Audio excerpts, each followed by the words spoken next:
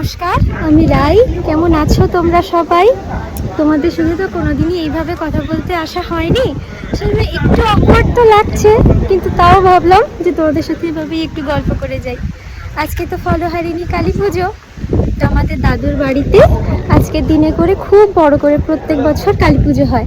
আমি সকাল থেকেই চলে এসেছি আমার বাপের বাড়িতে, তো এসে এখন সবাই এসেছি ঠাকুর আনতে। এখন ঠাকুরের এই রূপসজ্জার যেগুলো দিতে বাকি, খড়গ আর মুখ পেপার দিয়ে যেভাবে আটকানো হয়, তো সেরকমই চলছে কাজগুলো। এরপরে আমরা বেরোবো। সকাল থেকে তো চলে এসেছি মায়ের কাছে, এখন হয়তো 2 দিন আমি এখানেই থাকবো, তাই ভাবলাম তোমাদেরকে এইভাবেই একটু জানিয়ে রাখি। আর আজকের দিনে করে তো যত মেয়েরা আছে সবাই বাপের বাড়িতে চলে আসে, খুব আনন্দ হই হুল্লোড় করে আমরা কাটাই এই কটা দিন। তো আমি হয়তো সেইভাবে ভিডিও করার সময় পাবো না। তোমাদেরও কারোর বাড়িতে যদি আজকের দিনে করে কালী পুজো হয় তাহলে আমাকে জানিও, আমার শুনে ভীষণ ভালো লাগবে। ওই যে ওই পাশে এখন ঠাকুর উঠবে, তোমাদের দেখাবো, দাঁড়াও ঠাকুরটা।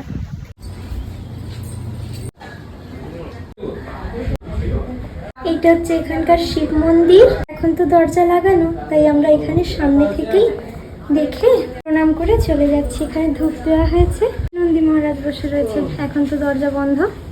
এই যে আমাদের কালী মা উঠে গেছে, ভ্যানে নিয়ে যাওয়া হবে এবার।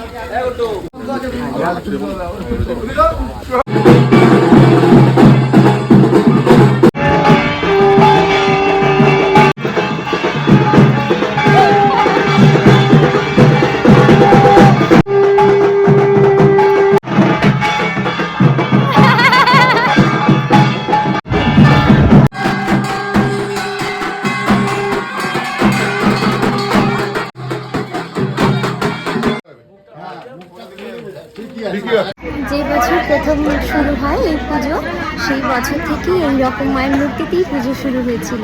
সেই জন্য প্রত্যেক বছর এই মূর্তিতেই পুজো হয়, মানে এই বেশিই পুজো হয়। শাড়ি পরানো হয় না, এইভাবেই পুজো করা হয়। এই হচ্ছে আমার মাসিমণি, আমার বড্ড আদরের মাসিমণি, আমাকে কি ভালোবাসে। মাসিমণির কোনো মেয়ে নেই, দুটোই ছেলে। আমি যখন 3 বছর বয়স ছিল আমার, তখন মাসিমণির বিয়ে হয়ে গেছে, সেজন্য আমাকে একদম পুরো মেয়ের মতো ভালোবাসে। আজকে সব মেয়েরা এখানে চলে এসেছি, খুব আনন্দ হইচই করে কাটাবো, বেশ ভালো লাগছে। মা আজকে উঠেছে ভোরবেলা 4টের সময়, উঠে পড়ে বেল পাতা দিয়ে মালা বানিয়েছে, আকন্দ ফুলের মালা, এগুলো সব বানিয়েছে। তারপরে তো যেমন সবাই থাকলে খাওয়া দাওয়া আনন্দ হয়, সেসব তো চলছে। মালাগুলো পরে কি সুন্দর লাগছে মাকে দেখতে।